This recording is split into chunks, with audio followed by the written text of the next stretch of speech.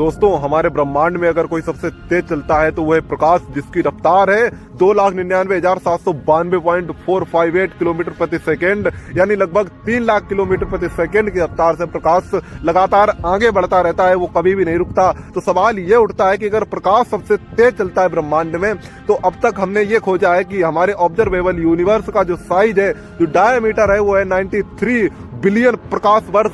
तो अगर प्रकाश की रफ्तार से भी हमारा ब्रह्मांड फैल रहा होता तो हमारे ब्रह्मांड का साइज जो होता, जो ऑब्जर्वेबल ब्रह्मांड का साइज होता, सिर्फ 13.8 बिलियन प्रकाश वर्ष।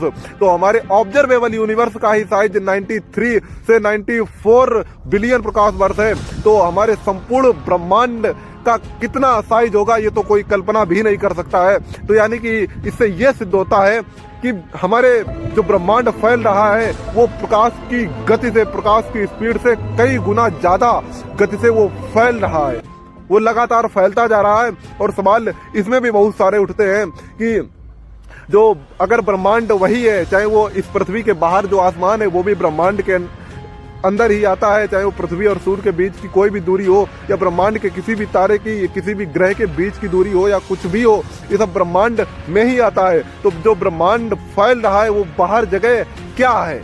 वो अगर ब्रह्मांड नहीं है तो वो कहाँ से जगह आ रही है? अगर जगह ही ब्रह्मांड है तो बाहर क्या है जिससे वो आगे बढ़ रहा है?